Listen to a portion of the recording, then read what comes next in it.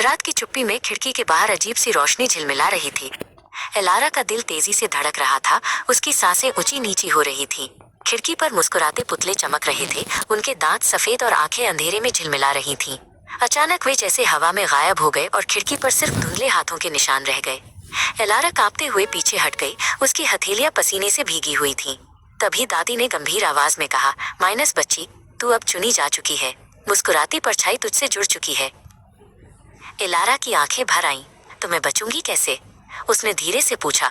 दादी ने एक पुरानी किताब निकालते हुए कहा, ये वही किताब है जो पुराने समय में इसे रोकने के लिए बनाई गई थी। इसे पढ़कर ही तुम इसे हरा सकती हो। किताब के पन्नों में लिखा था कि मुस्कुराती परछाई को नष्ट करने के लिए सिर्फ पुतले को जलाना पर्याप्त नहीं है, उसकी असली छाया को ढूंढना होगा जो छुपी है परछाई की गुफा में। एलारा ने गहरी सांस ली और मन में ठान लिया, अगर मैं नहीं गई तो ये हमेशा मेरे साथ रहेगा। उसने टॉर्च और किताब उठाई। रात होते ही खिड़की के बाहर सफेद दांतों जैसी मुस्कानें चमकने लगी। वे हिलती नहीं थीं, बल्कि जैसे किसी रहस्यमय दिशा में इशारा कर रही हों। एलारा ने साहस जुटाकर उन मुस्कुराती परछाइयों का पीछा किया और जंगल की ओर चल पड़ी। टहनियों की चरमराहट, कहीं दूर उल्लू की आवाज और जमीन पर अजीब साए उसके कदमों के साथ चल रहे थे। जंगल के बीच उसे एक पुराना कुआं मिला। चारों ओर जंगली बेलें लिपटी हुई थी और ठंडी हवा में चीखों की गूंज जैसी आवाज आ रही थी। वही मुस्कुराते चेहरे कुएं के किनारे खड़े थे, उनके आंखों में अजीब चमक और होठों पर भयानक मुस्कान थी।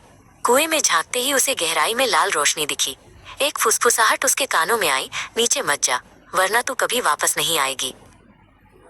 लेकिन एलारा ने हिम्मत जुटाई और रस्सी पकड़कर धीरे धीरे नीचे उतरने लगी। नीचे पहुंचते ही उसे नमी और सड़ांध की बदबू महसूस हुई। दीवारों पर अजीब धब्बे और टंगी परछाइयां उसकी आंखों के सामने हिल रही थीं। उसने खुद को अंदर की ओर धकेला, जैसे डर के बावजूद साहस पैदा हो गया हो। नीचे पहुंचकर उसने खुद को गुफा में पाया। दीवारों पर इंसानों के चेहरे टंगे हुए थे, सबके होंठ मुस्कुरा रहे थे, लेकिन आंखों में डर और पीड़ा झलक रही थी। अचानक उसने अपनी ही परछाई को देखा। उसका असली चेहरा तो डरा हुआ था, पर परछाई अब और भी चौड़ी मुस्कान के साथ हंस रही थी। परछाई ने कहा, तुझे आजाद होना है तो मुझे अपनाना होगा। एलारा कांप उठी। उसने किताब से मंत्र पढ़ना शुरू किया। तभी गुफा की छायाएं हिलने लगी। पुतलों जैसी आकृतियां बाहर आने लगी।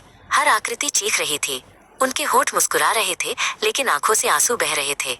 एलारा ने देखा माइनस क्रीकी भी वहां खड़ा था। उसकी आंखें जल रही थी। उसने कहा, अगर तू मुझे नष्ट करेगी तो तेरा भी यही हाल होगा। एलारा ने किताब की आखिरी पंक्तियां पढ़ी। अचानक गुफा की जमीन फटने लगी। अंधेरा चिल्लाने लगा। एक बड़ी मुस्कुराती परछाई दीवार से अलग होकर सामने आई। उसके होंठ कानों तक फटे हुए थे और हजारों दांत चमक रहे थे।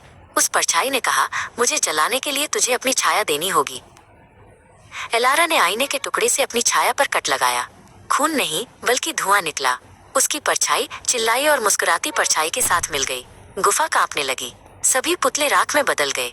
क्रीकी जमीन पर गिर पड़ा, माइनस अब बस एक साधारण लकड़ी का खिलौना। एलारा बेहोश हो गई। जब होश आया तो वो घर में अपने बिस्तर पर थी।